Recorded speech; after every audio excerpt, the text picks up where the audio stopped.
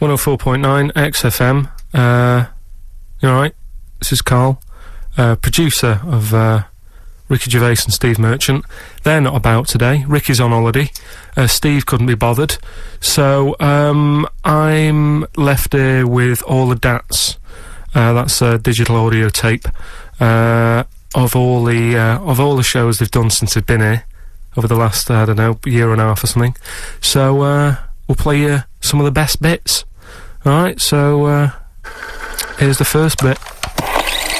I just wish we could maybe tape the bits we're not on air, just because that's when Karl comes into his own. Yeah. He just said to me, I don't know what I was doing, I was sort of like pottering around, dancing around, doing something annoying probably, and he just looked at me, I looked around, he was looking at me, and I looked back, and he went, have you ever used a Y-front properly? Genius. It's a great question, because the answer's definitely no. Definitely no. Does anyone use their Y-front properly? And by that, I mean, get your winky out of the little sort of slot provided, as opposed to like put it to one side or pull them down or whatever. Has anyone used a Y-front properly? I don't think I've ever done it. I don't think I've ever done it. I've never seen anyone in a toilet doing it, Rick. You should be looking. I wish I hadn't said that. I caught ya. Really? Yeah. That's actually how you prove people are gay. Yeah. You get them into this conversation. Yeah. Yeah, it's a trap. Yeah, it's a trap. It was the trap. Yeah. I'm not gay, by the way. Yeah. You didn't prove I was gay, I double bluffed you. As I knew the old gay trick. I thought it was the old gay lord say no thing. That is another method. Yeah, there's innumerable methods of doing it. That's how Oscar Wilde was caught. Yeah. Yeah. What happened there? Well, the judge went to him, did you see that film last night? Gay Lord Say No, and he went no, and they went take him away. Yeah. Take him down to the cells. Yeah, take him to Reading. It is true. Well... True. It originated in America. Yeah. So many of these things do. It's a brilliant point, Karl. I'd like to hear from anyone listening who's... And, I mean, well, they'll just lie, wouldn't they, I suppose? Yeah. I don't even use sort of flies. No? Usually. I sort of pull my Y-front, my sort of tracksuit. That's why I wear sort of like elasticated waistbands all the time. Exactly. Just sort Speed. of like... Yeah. You got to get in there with the minimum of effort. Yeah, and out. Sure. Often I won't shake. No, oh no. To my detriment, because it often leaks out a little bit later, doesn't it? Ever been out on a date with a girl where it's just trickled down your leg and you wish it hadn't, and you're thinking, what if she gets my trousers off later? She might smell or see it. What? Like what? I don't know. I don't know what I said there. Right. Rick, I had for Christmas something which I think might excite you and interest you, because I know you're obsessed and interested by facts. Yeah. Don't fiddle with the microphone. Well, I was just looking at what it was underneath it.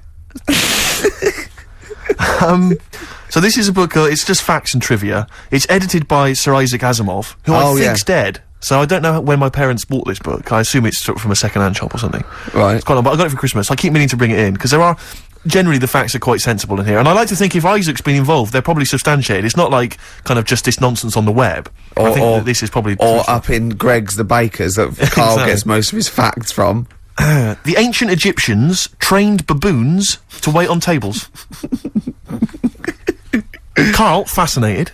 Brilliant. That's fantastic. But what my point about that is, why did they stop? Yeah. It's a genius idea. Would you not want to go to a restaurant where they have baboons serving? No, I'll tell you what happened. It might have been like the Planet of the Apes, and they sort of rebelled. One of them could talk. One of them could take his order. And one day went, do you want fries with that? And the bloke got really annoyed and said, answer him back. And then there was some sort of rebellion. Right. The Planet of the Apes isn't true, is it? It's not a documentary. Right, okay. I wonder, because what I like the idea of having baboons is the fact that I reckon they're... Like, I have difficulty, and I'm sure you do, Karl, like, at working out that sort of 10%, you know, on a bill. Yeah. I reckon baboons would find that particularly hard. I reckon you could get away with under-tipping them all the time. Yeah, exactly. Just not leaving enough and just legging it. Exactly. They go away and you go, sucker. Yeah, exactly. So I'd love to see some baboon restaurants. If there's any restaurateurs out there, so Terence Conran or someone. If you do go to a restaurant and you've been waiting on those, please don't order the banana daiquiri, because it comes half-eaten. They can't help their little selves. They really can't. They're okay with, like, you know, beef and steak and chips and all that. But there's a little bag. I go, do you... Can you imagine that, the baboons serving at waiting tables? It's genius. Just stop to think about that. It's absolutely incredible. Yeah. It's absolutely dynamite. Yeah, that's a good zoos fact. would be a lot more popular if there was, like, the canteen and you could go... If they were serving tickets to two... yeah, exactly. One child, okay, go through there. But I think they should do other things, like in the Flintstones, they used to mix cement in that bird's kind of Pelican, yeah. We should start doing that again. Because that also happened in ancient times. Yeah, exactly. According to the Flintstones. Before they had proper cement mixers, that's what they did. That was how they did it. Definitely, Just animal facts. I remembered one in the week. Go on. There was, do you know them two gay American men who have tigers? Okay, the two gay ones, Those yeah, are go the on. Two possibly gay guys. Yeah, let's not worry about libel law anymore then, or... Yeah, if you shave a tiger's head... Whoa. Right, okay. You've got to treat that sentence with a lot more reverence than you did. Think what you're saying. If you shave a tiger's head... Not just its head, its whole body. Oh, sorry. Sorry, yeah. So I thought you were getting weird. Go on, then, if you shave a tiger, yeah, go on. It's still stripy underneath. The skin's... Is it like rock? It goes all the way through. Yeah. That's amazing. Where did you hear that one? I remembered that. Like, I was Was watching... that a drunk just shouting it in the street? I shaved a tiger and it's still stripy. Get out of here. Yeah. Well, you know a polar bear?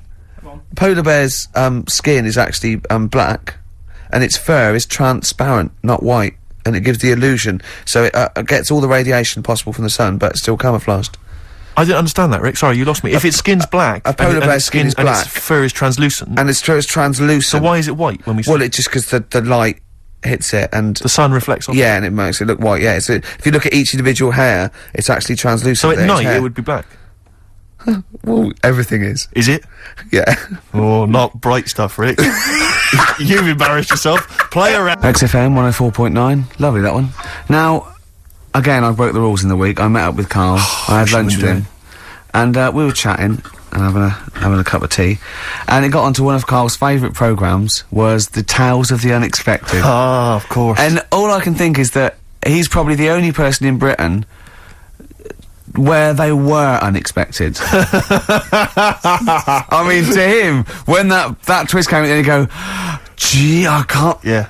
Oh, God. Can't believe So it was the tree that did it. I mean, he was probably the only... And we were telling all these stories of horror, and he liked horror stories. And I told him this story. And I don't know if this had come across on the radio, but I told him this story. It was a short. It was a horror short. This was a film you saw, was it? Yeah. And what it was, it started off, just there'd been a car crash. You see, it's a horrendous wreck. And you saw it from the point of view of the person in the car. And he was calling for his mate, and he was going, Dave... And he sort of looked over and saw a body without a head that had been thrown at. He goes, oh no, Dave. And then into the field of view came Dave, his mate, and looked at him with a look of horror, and then it sort of went black, and you realised that he was just a head, and it had been his body. Oh, wow. Right? Yeah. And I said, then it came up at the end, at the executions in the French Revolution, people experience consciousness for, and he went, oh, no, he said, it wouldn't be for that long. And then he went, if it was a chicken, it would work. Imagine remaking that film, but it's two chickens in horrendous car crash.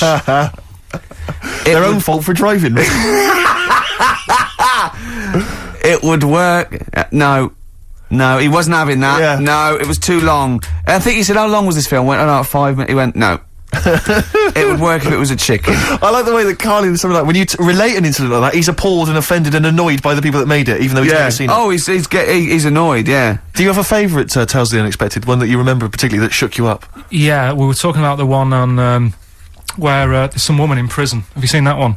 No, I can't remember them all. Right. This woman's in prison. Yeah. And she gets a bit friendly with the guy who takes the dead bodies out. Right. And he said, I can get you out of here. He said, what you've got to do, right? You've got to, at midnight... When you hear the bell toll, that means there's been a dead body, yeah, there's been a dead body. So what you've got to do is go into, like, the place where all the dead bodies are, get in the first coffin on the right, and then I'll come along and carry you out, and you can run away and escape, right? So she goes, yeah, all right, then. So she hears the bell go. I'll bury you, right?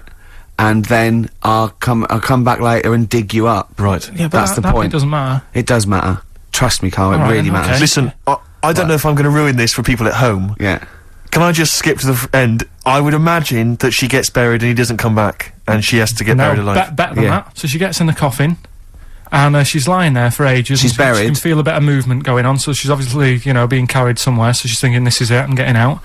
And I mean, she's lying there for ages and thinking, why ain't someone coming and lifting the lid off this? Do you know what I mean? Letting me get out. So she's really bored. She gets a lighter out, right? Lights it to have a look at who she's lying on. It's only the fella who said he'd help escape. Oh. How bad is that? That is... How bad is that? So it is quite important that she's buried alive then, isn't it? In retrospect, you realise that the jeopardy is that she's buried alive and can't get out. Yeah.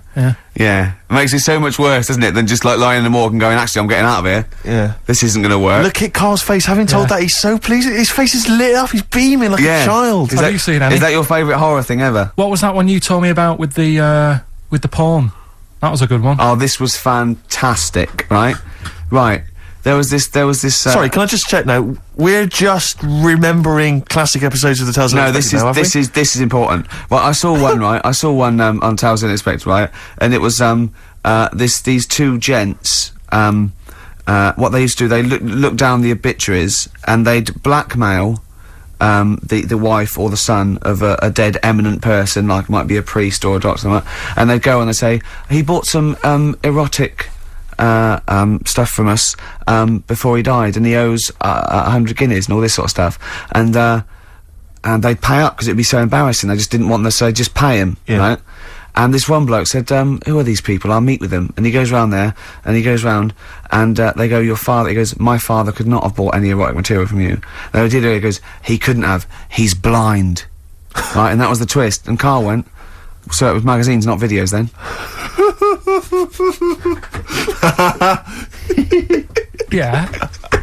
Now think about it, Steve. Is that so stupid? Well, presumably it was set in olden times because people, professional pornographers don't tend to call it, you know, erotic material. Yeah. They tend to call it, you know, juicy jugs or whatever. But more than that, I don't understand how a video is going to be any use to a blind person either. I know that you can hear the sound, Karl. Look at him nodding like he's caught me out. Yeah, what sound were you hear? Your meter needs looking at? Yes. Cut. What's then? What's that? Then it's just noises, isn't occasional groans. Yeah. Right. You could listen through the wall at your neighbours. He does. I mean, that's why I save a lot of money. But I thought you were going to point out, Karl, that they could have had a Braille porno. Now, have you thought of that? Look, feel the lumps on that. Exactly. Think about it, Karl. Think about it. You're excited now. Yeah. Your girlfriend's away, Karl. Yeah, the cheese grate has only entered the cupboard. No, she's a good-looking lady. Oh. Have you ever been hated to make you cry? But tonight, I'm cleaning up my closet. I'm cleaning up my closet. 104.9 XFM, hello. I'm Karl. Ricky Gervais and Steve aren't here. So we're playing through some of the best bits. I say the best bits. It's the bits that came across first. I mean, I'm not wasting my time. I'm a busy man. You know what I mean? So here's another bit. What do you make of the first genetically modified baby? Oh, are you worried about this? Do you know what did they do? What?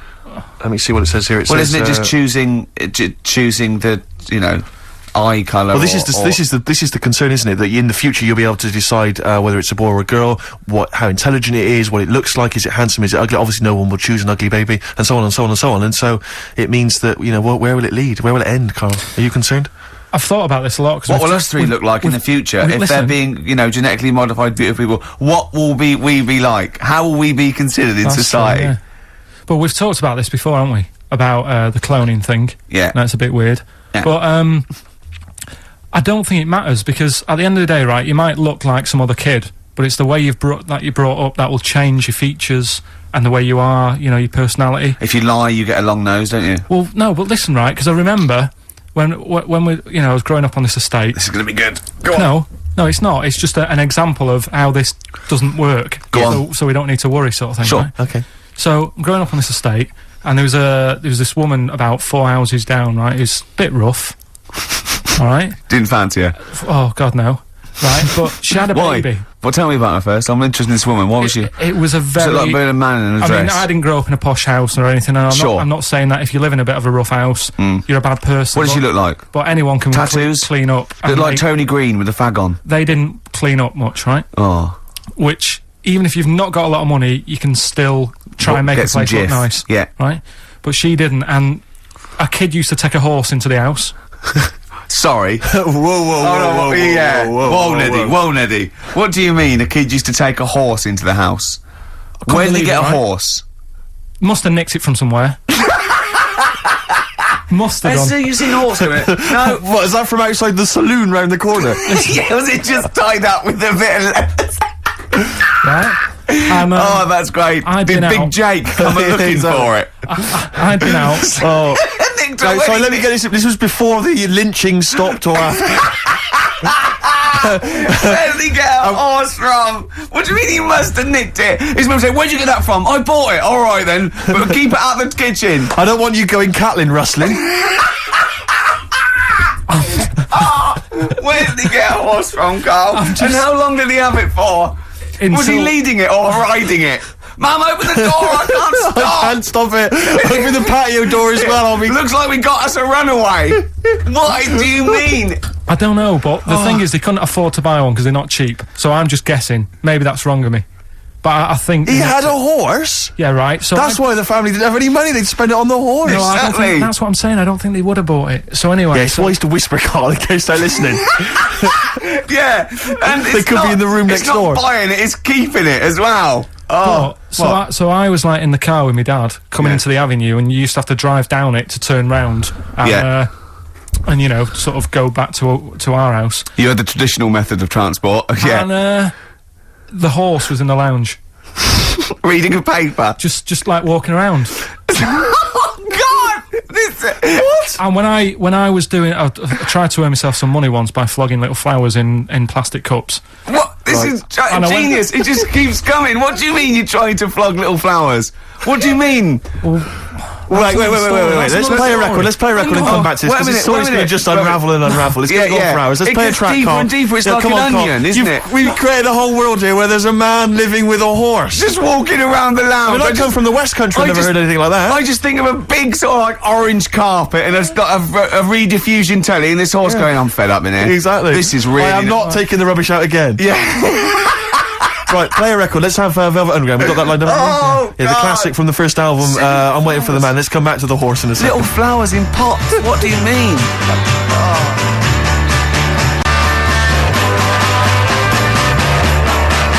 From that classic first album, Velvet Underground and Nico, which apparently peaked at a disappointing 171 in the US charts. Think of that. And that's obviously Lou Reed, the Velvet Underground, and Waiting for the Man. Yeah, great track. So we were talking, we were doing White Van Man, and we got onto We got on to genetically modified babies, but and then somehow Karl started telling a story about someone with a horse, and then he got onto, he was trying to make money selling flowers. Just do the flowers briefly. Well, hang on, I just want to recap slightly. So there was a family, and who had the horse in the family?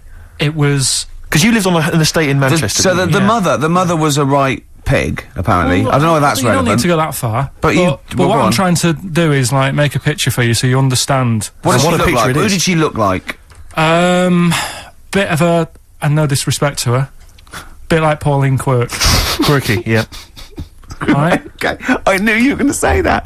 I knew it was going to be Pauline. Did she have any tats? Did she have any I've tattoos? never got that close to her. Okay, all right. So who had the horse? Was this her son or her No, husband? her daughter. Her daughter had stolen a horse, Yeah, from I don't know where. There was I think there was some stables down the road or something. and they kept the horse in the house with They them. kept it in the house. Did but they they didn't get have caught? it for long. No. Sorry, and you said you were in the house one day and you saw the horse No, in what there. happened was I was they did this thing at school about raising money for charity, right? For some local charity. And they said you can do anything to raise money, and they came out with all these ideas, and I thought that's good. What was the charity? But I don't know. I thought forget the charity. Yeah, that's I'm just a a good charity money making eater. idea. So- You're a charity. So so I asked my mum for some because she used to have a lot of flowers around the house. Sure. I said, can I just take some snippings off them, and I'll go and buy some plastic cups, and got some soil out of the garden, planted the bits of plants in them, Yeah. got a tray, Yeah. had about 25 plants on it, selling them for 25 pence each. Excellent. Did you sell any? Yeah, so loads. Did you just cut? You didn't just cut them and stick them in the Yeah, they soil. want to survive. But I think people sort of thought, well, good on him for trying. But anyway, so I went round to theirs, because I thought their house could do with a bit of colour and stuff. Yeah. So it's a bit rough. So as I went The up, horse went, thank God for that breakfast. They've been feeding me kitty cat. so I got up to the door, and they opened the door, and it was one of them houses where no carpet. Yeah, a horse in the living room. You know. We've all been there. And the horse was walking around the living room. Oh. I looked quite happy and everything because I always say that about animals. Black Beauty right? was on. Yeah. Well, think about it, right? If you were a horse, where would you rather be? In a little wooden hut with a load of hay, or in like a house with a Central heating. 3-piece suite and Sure. a telly and that? Telling you that! No, but I was saying this the other day, And an Atari. right? I was walking through London. the Commodore other day. 64, Yeah. rubbish. Exactly. Walking through London with Suzanne, right? Yeah. And you know, like homeless people always have dogs.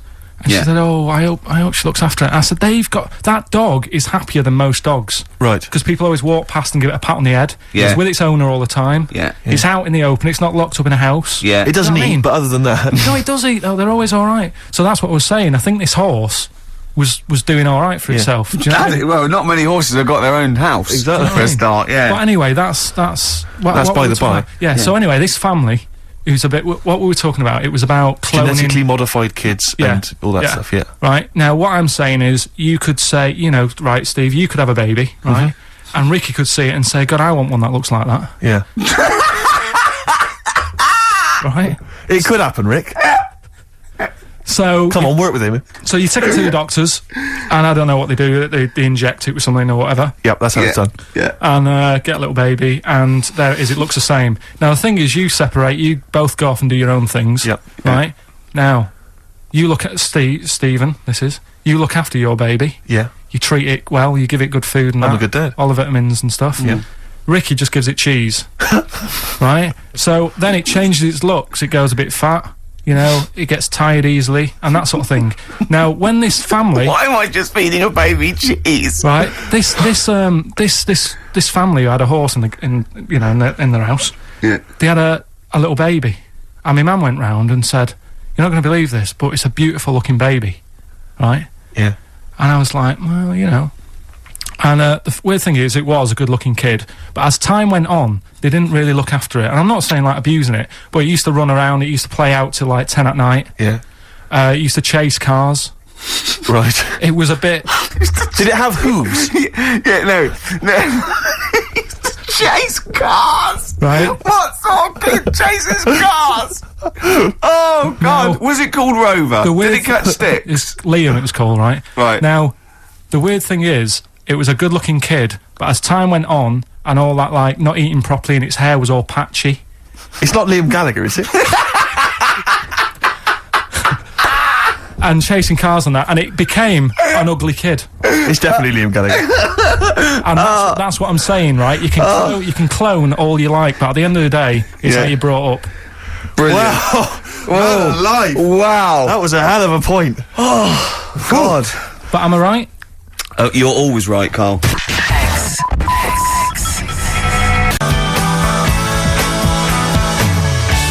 Alright, this is Karl, the producer of Ricky Gervais and Stephen Merchant on XFM 104.9.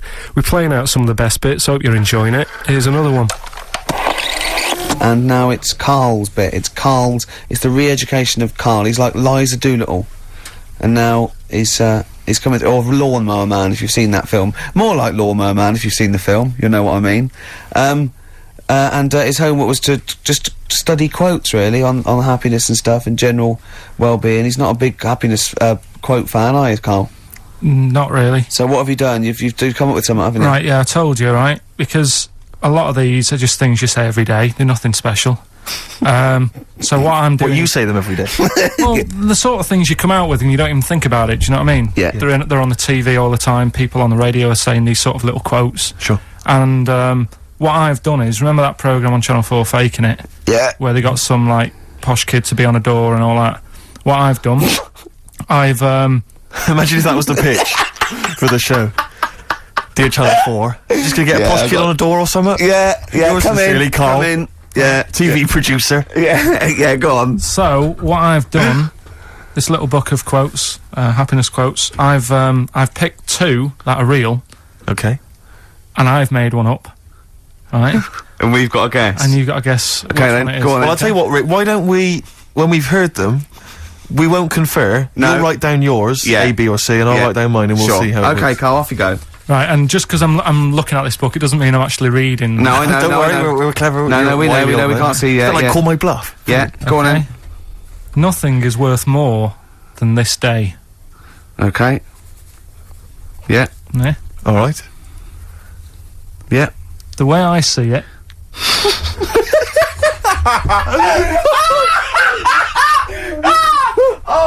Oh God! My head's gonna burst. No, hang on. My head's gonna burst. No, Hang no, on. this might not be Carl's. Oh, it might not be. How do you know I haven't tweaked them a little bit? Yeah. Good Okay, point. fair Good enough. point. No, good point. The way I see it, if you want the rainbow, you got to put up with the rain. Yeah. Okay. All right. All right, yeah. Okay. Hang on. It's not here. Come on. Cat food. Cat food, come on. It stinks a bit, but if you don't put up with the smell, the little kitten will die. Steve! I don't know what to say! I don't know what to say. Imagine this in faking it. Imagine their faces when he says that and they're going, oh my God. Carl, play a song, mate. We'll have to confer on this one.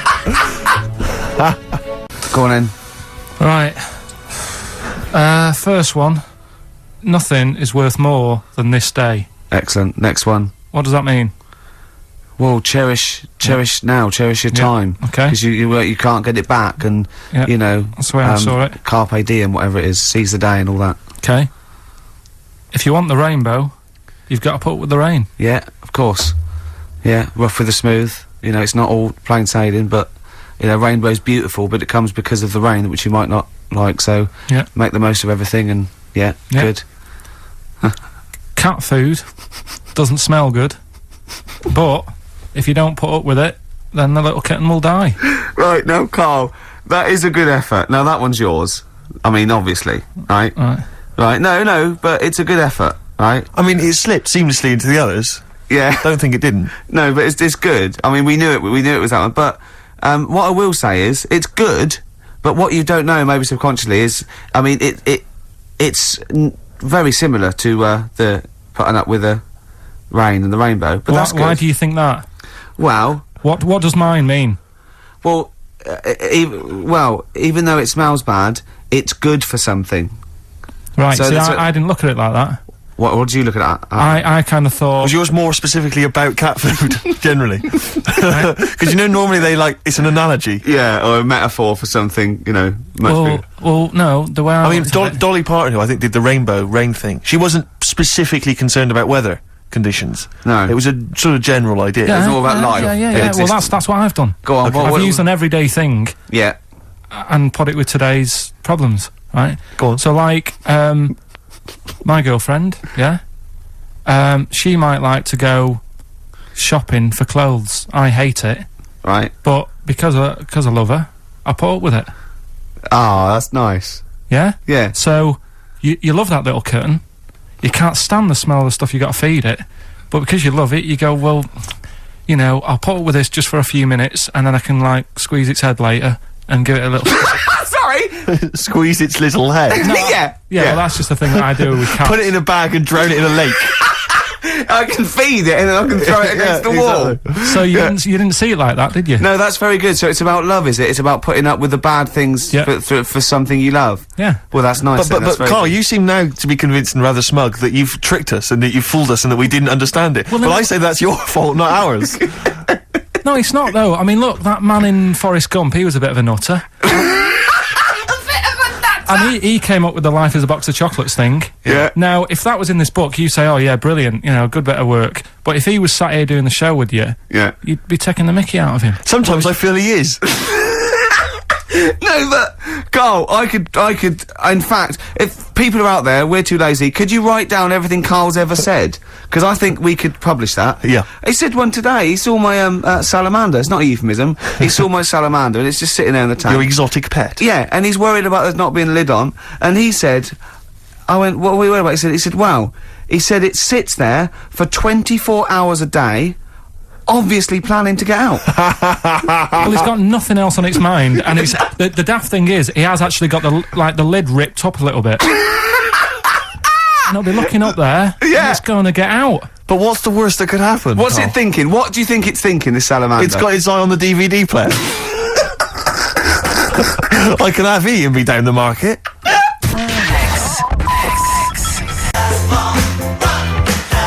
Class. Rock the Casbah. I love the fact you had at least 3 minutes to get that right. I know. Prepare and get that right. I know, but my mouth was full of Maryland cookies. Yeah. You know, last week, and this would blow your mind. He came in, do you know what he'd bought? For himself, about 10 penguins. Who buys penguins still? I know. Or wagon wheels. Oh, I've never liked wagon wheels. You not been a fan? No, but I was sorry about that. It's The Clash and Rock the Casbah. Talking about records, have I told you that time my brother-in-law, he was moving out of his place, I think moving in with my sister, and I was about, like, I don't know, 13, and so he was about, 30, and I moved in, and he brought round all, his records when he was storage to leave them at our house. Right, and he had all these old sort of records, 50s and 60s records, no, Elvis, right, and they put them upstairs, and I was looking through them, and it's just all like Elvis stuff and Beatles stuff, and there was a mate of mine who loved Elvis, okay, and he had loads of chemicals, yeah, he had loads of chemicals, and I was into chemistry, and he said, let's swap me some chemicals for them, so I sort of nicked about 5 Elvis singles, and I got all these chemicals, and then the guilt just hit me. I just thought, well, he's going to notice that, and one night I just came downstairs and I confessed to my mum, and she went, all right, well, I won't tell him, but you've got to be good. And it's sort of like I was just really, really good for a year. And then I remember when I was about 18, my brother was talking about it, and he said, did you ever play those records I left for you? Brilliant. He told my mum, he said, these are for Ricky. She just didn't tell me. She was sharp, wasn't she? She used opportunism there. Oh, that's genius. And that was it. That's why I was good. But you've never stolen anything since, have you? No, I don't. Except that spate of shoplifting after that to teach your mum a lesson. yeah. Well, I went round and arson. No, I did. I just couldn't believe it. It was terrible. I remember. I think all kids go through a phase of shoplifting. Well, and when I was going through it, I used to just little things, just like magic markers and magazines, Mars bars, that sort of thing. Yeah. And one day, right, that my mate Anthony, his mum called up my mum and said, I've got to meet up with you. I've got to have a word with you. And she said, what about? She said, I don't want to talk about it over the phone. So she goes, oh right, well, yeah, come round tonight then. So anyway, my mum sees me, she don't want to be in an awkward position and, like, be a bit embarrassed and what have you, so she sees me and she goes, right, Anthony's mum's coming round, what have you been doing? Yeah. So I go, oh God, I said, I've been nicking stuff. So she goes, like what? So, not big stuff, I've had a few calculators and Mars bars and stuff. How many? I'll just work it out, hold on. Works out at 7.2 per day. So, how many calculators do you need? So anyway, so it was when that phase... You failed maths, didn't you? Everyone wanted a calculator, it was like a trendy thing, wasn't it? Right, oh yeah. In Manchester a couple of years ago, yeah. So, anyway, so I told her all this and I confessed to, like... Computers will make it there one day. confessed to There's magic in the back of battery. Go on. Confessed to nicking all this stuff. She comes round, she only wanted to borrow some money. Brilliant. She said, oh, I don't like asking, I was a bit embarrassed to ask you over the phone, but can I borrow 20 quid? Oh, that's fantastic. And there's me. That's great. And it's similar sort of thing to yours. And did you... And he went, hold on, Mum, let's just work out the interest on that. I bank 10%. She'll owe you £4.40. Oh, so your mum was a loan shark. yeah. And did she mention She that went, you did stuff with that other? Because what I'm saying is, presumably you got your mate in trouble. No. Right, you know, That's great. Anyway, should we have some more music? Cause, Yeah, we've go been on. waiting for hours. What are you going to play, Carl? We've got the Cooper Temple Clause Oh, lined up. brilliant.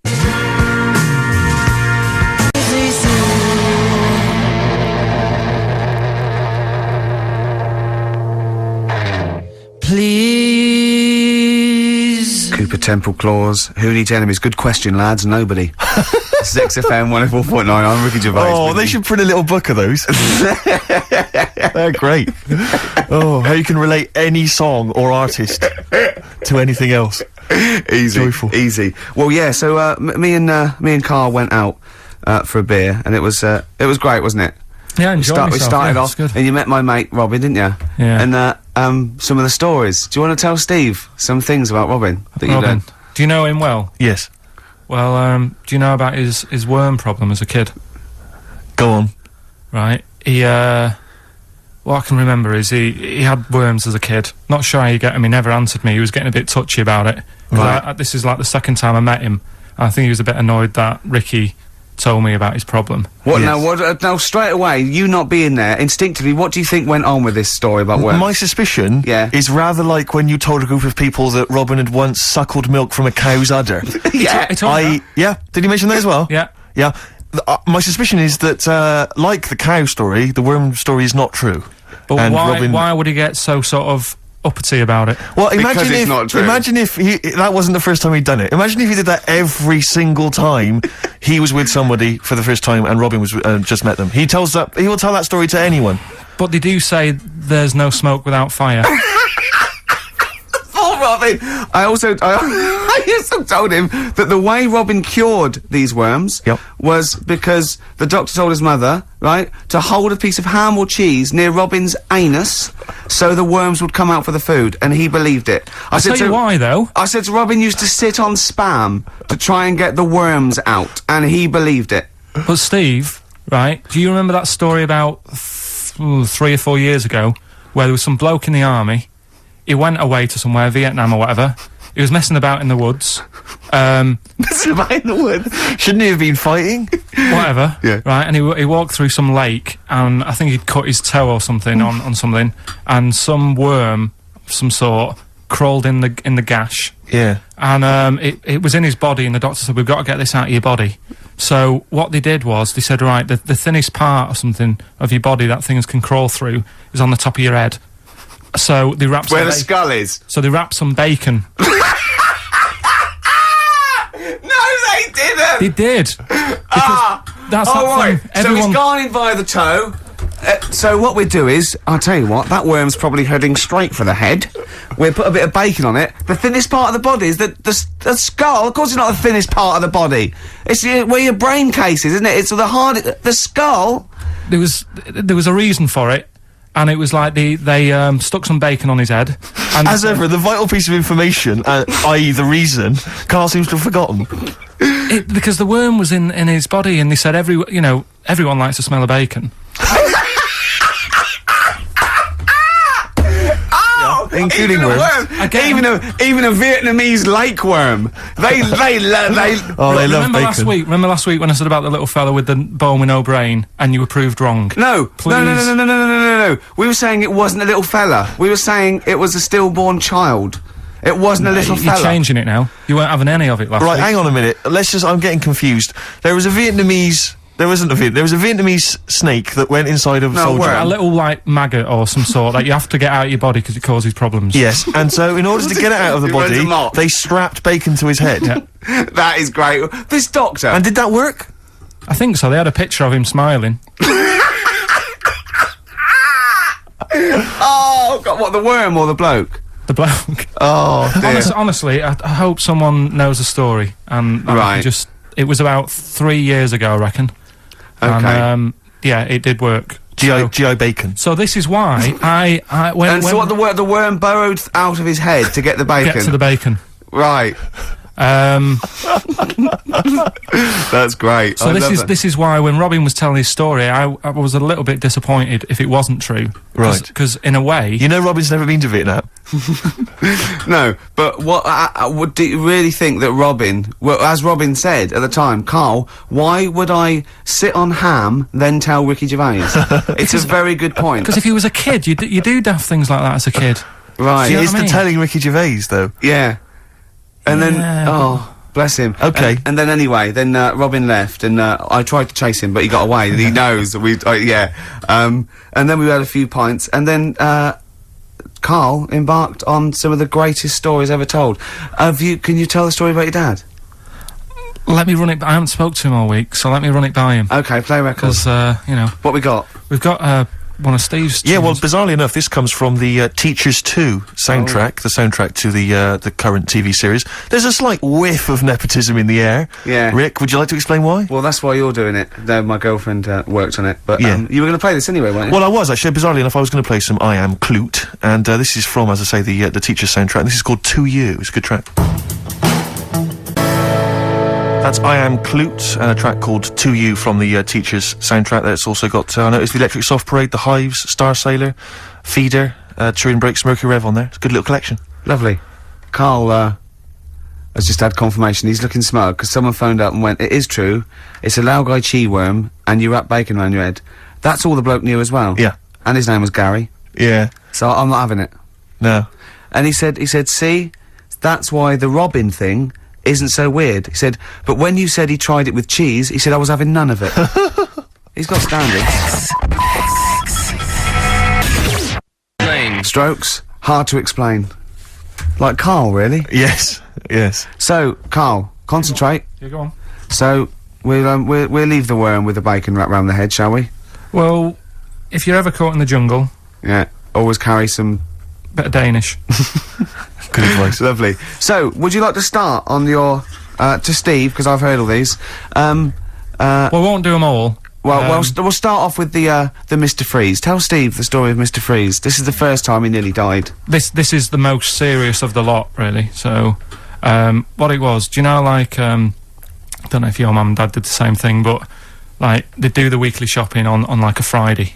Yeah. So when you got to Thursday, there wouldn't be much stuff left in the cupboard. It'd just be like, you know, your Jacob's crackers and stuff like that. So when they'd been to the supermarket and they came back, I was like, you know, what's that saying? Like a pig in... You know, I loved it. It was like loads of food coming in, loads of biscuits. What is that saying? He nearly said pig and shit. Right. Is that the saying? Yeah. Right. So yeah, all this food comes in. Thank It's God he like- didn't. Otherwise he'd have been in trouble. That's true enough. Because he's culpable for our actions, because Exactly. he's the producer. So technically, that twat's in charge. Go on. Right, so anyway, so there's loads of food, and I'm like, oh yeah, look at this, and chocolate biscuits, and, you know, penguins and stuff. Bacon. And bacon. Just in case, you never know. So anyway, my mum and dad's putting the food away. Me and our kid are like, he's already grabbed something, gone back upstairs. It's like feral children. it's like a quest for fire. And then they run upstairs. What did he do, sit under the bed, gnawing at some sort of pig's trotter? So I saw, do you remember Mr. Freeze Pops? I do, yes. Well, they're kind of like popsicles, icicles. Yeah, but really long, like a foot long, right? Yeah. So I thought, I'll have one of them, so I grabbed it. Went for the nutritious stuff first. Absolutely. And like my mum and dad are putting the stuff away and what have you. And I rip it open and knock it back, right? Straight away, just right back like Swallow that. it straight right away, down But it went down the wrong way, right? So I was down like, your shirt? So I was like, oh God, I can't breathe. And my mum and dad didn't even know what I'd ate. Do you know what I mean? I ate it so quick. Yeah. And I'm sort of tapping my mum on the back, going, and she's going, oh God, you know, he's choking again, because I was always choking. If it was one thing, I don't know if I've got like a small throat, but I mean, even Ricky knows I can't drink that much, can I? Yeah. Do you know, or eat pebbles. I'm not a quick drinker. I'd always, I think I'm scared of like swallowing stuff. Yeah. And it was like bottle tops and mint imperials and stuff. I was always choking on stuff. Jeez. So anyway, she's going, oh God, what's he picked up on it now? Drop it. And So- she hit his nose with a stick. So I was going, I'm choking. At this point, my dad had like, I think he'd put his share away, you know, his food away, and he'd gone. His share. I love it. Yeah. He'd gone to watch like Winner Takes All or whatever in a lounge, and I was in the kitchen, and I was starting to like I didn't care anymore. Do you know what I mean? I just got to that point where I wasn't struggling anymore. You just And thought, I'm done I just for. was like falling to the ground. And my mum's going, you know, get in here, I think it's serious. And my dad comes in and sort of starts shouting at me, saying that's what you get for being greedy. He didn't even know what I'd eaten. Well, it was the moment to teach you a lesson, certainly. So he's there like that, and my mum's going, oh, look at him. And my lips were going purple, and my eyes were rolling into the back of my head. You look like Marilyn Manson. And so anyway, she grabbed me from behind and did that fireman thing. the Heimlich manoeuvre. Yeah. And, you know, winded me. And it came up, and I was all right. What, the whole Like, popsicle came flying back out? you see, that's what I don't understand.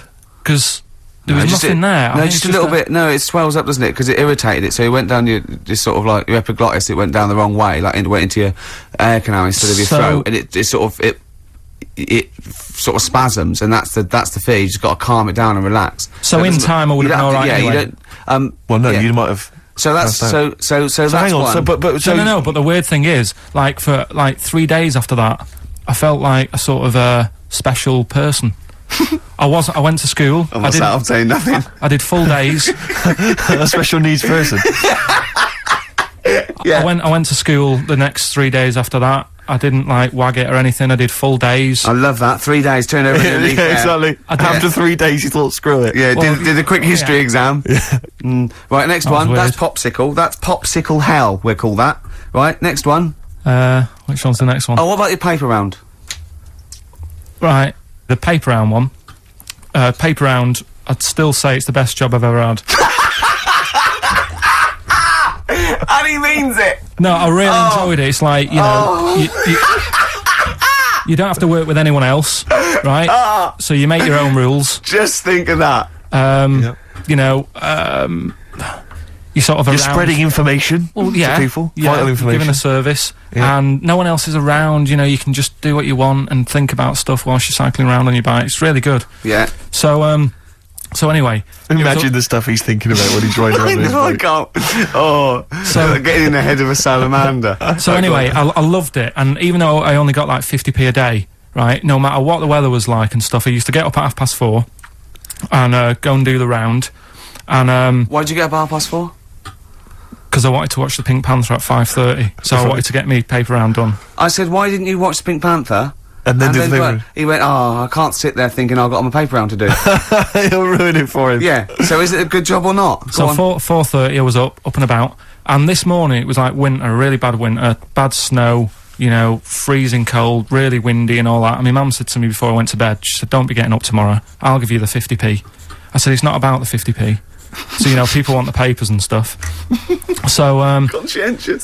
so anyway, I went to bed thinking, you know, that's it, I've told her I'm still going, so, you know, whatever. Go to sleep, get up in the morning, and put all my kit on. And I used to have layers of clothing on because it was really cold. I had like a big anorak on with the fur on. I had like waterproof pants, and I got my paper round bag. And I went downstairs to get out and tried to open the door, and it was locked. I thought, oh, God. So she'd locked it, so I couldn't go out. So I'm searching around the house looking for the keys. She must have hid them somewhere. I thought, oh, God, you know, I've got the papers to do. So I thought, how can I get out? So I went upstairs, climbed out of the bathroom window. God. Right, and to try and jump out of the bathroom window onto the porch. But the problem was, I had so much gear on, I was like the Michelin Man. So I could hardly move as it is. Yeah. And I'm trying to get out the window, and I'm like, trying to stretch down like that, get my foot on the porch, and my bag got caught on like the hook of, do you know, like how you have a hook so you can put the window open? Right, yeah, The little arm goes on. My bag had got caught on that. I was holding on to the wall and my foot on the thing, so I couldn't sort of pull it away in case I pulled it away and then fell on my head. Yeah. So I'm stuck there, Dangling. My dad comes back from working nights. Yeah. He thinks I'm a burglar. Gets out his gun. So he's shouting and stuff, going mad and going, Dad, it's me. And he had to give us a hand using a... He's heard that wily trick in Manchester before. He had to help me using a washing prop thing, a big stick. What did he do? Well, he said, just hold on for your dear life, and I'll sort of push the paper bag off the hook. Why didn't he go upstairs and sort it out? It was at that point where I was in the middle, there was nothing you could do, do you know what I mean? It's at that point where you've just got to make a decision. Yeah. And by the time you got upstairs, who knows what might have happened. Sure. Do you know what I mean? You've got to act there and then, no messing around. Yeah. So And you could hear downstairs, now here he is, the Pink Panther. Yeah. Dad! Pink Panther. Hurry Isn't he up. a Panther? Ever so pink. Oh. so that was close to death, because I must have been about 30 foot in the air. So, to cut a long story short, he gave me about 4 or 5 near-death experiences, and he went, and the whole point of this, he went, so that's why I think I'm going to die of something horrible, like cancer. And I went, why? He went, right, you ready for this? Yeah. He said, well, I don't check my balls. Wait. He said, I don't like the feel. Karl, always check your balls. Do you I check don't like the yours? feel. Why don't you like the feel of your own balls? They just... I mean, you know that I don't like bodies anyway. Right. Do you know what I mean? It worries me a bit that you've got all that going on in your body, right? And your skin's keeping it all in place. Stop. We're going down a whole other avenue of discussion. Let's play a track, let's come back to it.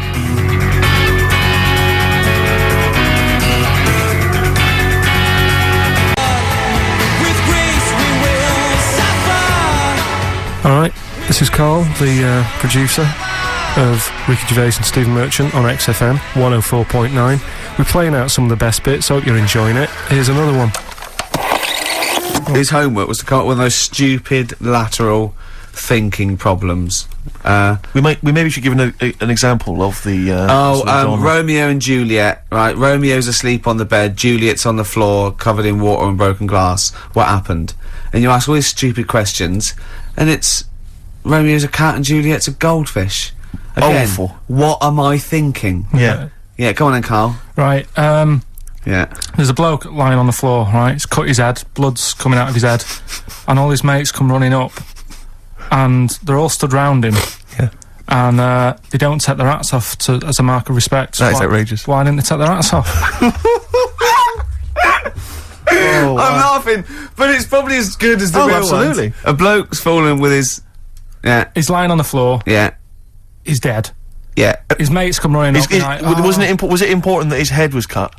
I don't know. I mean, Would it have been okay if he'd have been wearing a hat? He wouldn't have been dead if he was wearing a hat.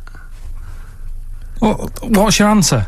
No, you're meant to answer a question. You don't just go, what's your answer? You say, where's it turns out, you go, no, and I have to guess. It's obviously like sort of motorcycle stunt team or a parachute. Why didn't they take their hats off? Because they're probably still on the motorbikes or something, or... Well, yeah, but if you mark a respect to someone, you could take your helmet off. I'm getting angry! What? They're parachutists. Why couldn't they take their helmets off? Because they're coming down from the sky. But he's on the floor dead. Well, yeah, but they can look down and see him on the floor. Are they on the floor, Karl? They're on the floor as They're well. walking, are they? Yeah, well, they sort of stood there looking at him. They're stood there. Yeah. They're stood on the floor looking They're at him. soldiers. Why? But why? If Because it might be in a battle zone. They might have their helmets on, and he's been shot in the head. No. Well, that does work. You see, this is my point. That one works. That one works. Unless you've given us a piece of information where that doesn't work. What's the difference? Why is yours different to he's been shot in the head in the trenches, and they're looking at him and they keep their helmets on? I just don't think it matters as much. If they're in the trench, they're already guarded a little bit, so they could take their hats off. It's the best mate, for God's sake. Okay, he's dwelling on this. Are they normal hats? What kind of hats are Give you they? the answer. No, don't get ratty. What kind of hats are they? Baseball hats? If I told you what sort of hats they are, you'd have the answer. Wow. Okay, I've got to guess what sort of a hat it is then, have I? Right. Is it a trilby? No. Is it a bowler? I know what it is. What? They're spacemen. No. Oh, that's a good That one. one works as well. This is my point. I like that one a lot. It works. He's fallen on the moon, and not that the moon happened, it was set up, wasn't it, in the fake, studio, yeah. we know that, yeah. Okay, Karl, what's your answer? Builders on a building site. Why is that different to soldiers? Because bricks don't fall in wars. But bullets fly! Right. Let's play a record and we'll come back to it, Karl, while you think about what you've done. Oh, yeah. You've embarrassed Let's play yourself. some classic Suede. Yeah, and this is for David and Kieran, I think, who wanted a bit of Butler. XFM 104.9, I'm Ricky Gervais, with me Steve Merchant, Karl Pilkington. Steve. Well, we were talking about the news just now, and there was a story I heard in the week. I think it was on the radio, and I don't know all the details. But what I heard was that a number of, I think it was Falkland, maybe Gulf War veterans, were, I think, suing or complaining to the government because they wanted compensation for post-traumatic stress disorder. Now, I don't know all the ins and outs of it, but it seems to me that if you're in the army and you're a soldier, a certain degree of trauma is kind of inevitable. I mean, after all, if you're any good at your job, you are going to see people getting killed. So I don't understand what the ins and outs of it are. I don't know why. No, he already came back and Tony Blair met him and go, all right, well, not really, no. Go on, what's the matter? Well, there was people shooting at us and everything, it was all muddy. Well, calm down, don't cry. Well, I will. There was a drill sergeant just kept shouting, saying, "Look at you, stupid boy, where's this he's gun's got a not clean?" train, And I hasn't just he? cleaned the gun and it was fine, and now he's telling me to clean it again. Yeah, the boots, they were shiny. fine, he was Well, he's showing. got to do that. It's more His discipline. neck was as big as his head. Well, yeah, but you don't know what they. I don't know what the ins and outs of it are, but what you got to do is make sure you know what you're going into. That's what I do. You got to check the small print. So if I was, going over to the Falklands or the Gulf, I'd put my hand up and go, will it be horrible? I go, you at the back, yes. Will it be horrible? It will be horrible. Yes, it will be horrible. There will be shooting and lots of death and everything. I go, right. I'm not going to go. And I go, Exactly. okay then. Okay. that should be fine. Yeah. Should be fine. Yeah, just like that. Is anyone else scared about this? Pretty much all of us. Okay, then we won't send anyone then. Exactly. My brother went into the army, right? Because he couldn't get a normal job, and my dad said, if you don't get a job by such a date, that's it, son. You're going in the army. So when was the Falklands? Was it about 81? Right, and he joined back in like 81 or something.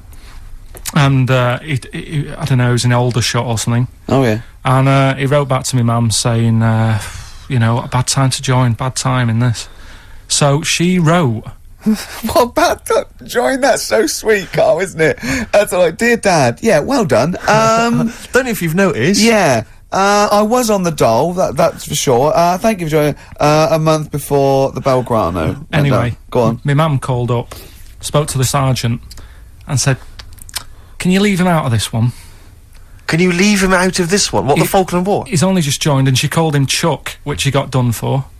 Like, she's one of them, I think it's a northern thing, like saying, "How are you, Chuck?" Yeah. And she called the sergeant Chuck, and the sergeant said to my brother, "Your mum, she's called up and asked if you can not go," which, of course, we'll see how it goes. But can you tell What do you mean?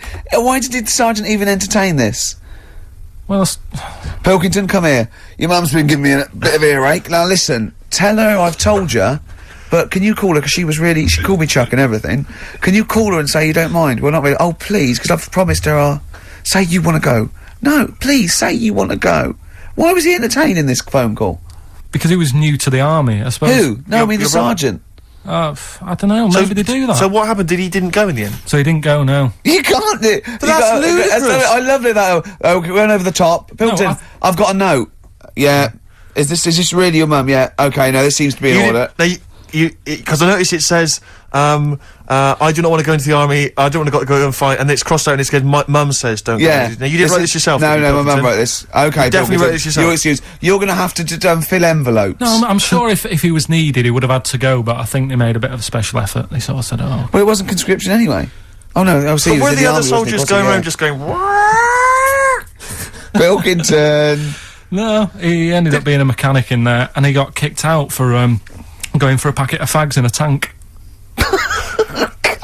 What? Now, wait a minute. Do you mean he nipped down the shops in a tank? Yeah. I don't believe that, Karl. You've made Honest that to God. That, and he went off with the sergeant's wife. So that didn't help, and he ended up getting kicked out. Sorry, your brother's a genius. I love this. First of all, he gets a call from his mum, go and let him up, and he goes, oh God. Then he goes, where's Pilkington? His mum's on the phone. Where is he? He's near your house, Sergeant. Near my house? Well, why is... No reason. Well, when he comes back, when he's finished, tell him his mum called. And can he get me a packet of fags? Tell him to walk this time. Wow. This is ludicrous. So the sergeant found out that he was sleeping with his wife? Yeah, I don't know. I mean, Did your mum phone up and say, let him off? Let him off this time. Can he... Yeah. That's fantastic. But he misses it. I mean, I haven't seen him for about 11 years. But ever since he came out, he's just kept getting into trouble and that. And the army, people slag it off. But I think if you're a certain type of person, it's good for you. It didn't straight him out, did it? No. He was going down the shops in a tank, he was shagging someone behind their back. It's really weird. It's like back then, he was like a proper adult, and he had a house, and he collected crystal with his wife and that. And now, he hasn't got any of that. Has he got the wife? No. Has he got the crystal? Don't think he has. And he hasn't got the house. Seriously, I haven't seen him for about 11 or 12 years. Oh, so I haven't even spoken to him. Carl's stories always start off nice and funny, and then they just leave me empty and slightly depressed. I don't know whether to hug him or shoot him, put him out of his misery. Can we take